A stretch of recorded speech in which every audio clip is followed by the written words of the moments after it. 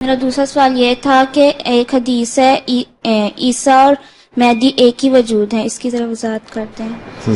وضاحت کیا کرتے ہیں؟ ہم مانتے ہیں، تو وضاحت کی ضرورت کیا ہے؟ تم نہیں مانتی؟ تم مانتی ہو مسیح موعود علیہ السلام، حضرت مرزا غلام احمد قادیانی علیہ السلام مسیح موعود ہیں؟ مانتی ہو؟ جی تم یہ مانتی ہو مہدی موعود ہیں؟ جی بس ایک وجود ہو گیا۔ یہی حدیث تھی، مسیح اور مہدی دو مختلف وجود نہیں ہو سکتے، کیونکہ پھر آپس میں ایک نے آنا ہے پیار محبت کی تعلیم دینا ہے، دوسرے نے آنا ہے تلواریں چلانی ہے، تو کام کس طرح بنے گا؟ نہ مسلمانوں میں سے کوئی بچے گا، نہ عیسائیوں میں سے بچے گا۔ ہاں وسلم نے جو فرمایا اس حدیث سے ثابت ہوتا ہے کہ ایک ہی وجود کے دو نام ہیں۔ وہ مسلمانوں کے لیے مہدی ہوگا، ان کو ہدایت دے گا، اور باقی عیسائیوں کے لیے مسیح موعود ہوگا، اور باقی مذاہب کے لیے بھی۔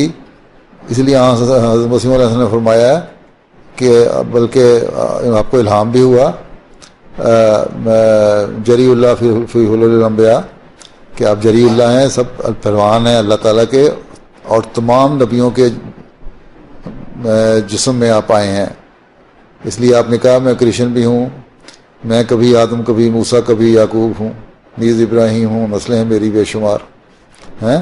پھر آپ نے کہا میں کرسچن بھی ہوں، ہندوؤں کے لیے بھی ہوں، بدھوں کے لیے بھی ہوں، ہر ایک کے لیے آپ آئے، تو آپ سب کچھ ہیں، صرف مسیح اور مہدی کیا ہے، سارا کچھ ہی ہیں آپ، ٹھیک ہے۔ اور ایک ہی آدمی اگر آئے تبھی دنیا کا فساد ختم ہو سکتا ہے۔ اگر مختلف قسم کے نبی اترنے آج شروع ہو گیا اگر اب، تو پھر فساد ختم نہیں ہوگا، نئے سرے سے فساد شروع ہو جائے گا، ٹھیک۔ ایک ہاتھ پہ اکٹھا کرنے کے لیے ضروری ہے کہ مسلمانوں کے لیے وہی آتا، اور عیسائیوں کے لیے وہی آتا، اور باقی مذہبوں کے لیے وہی آتا۔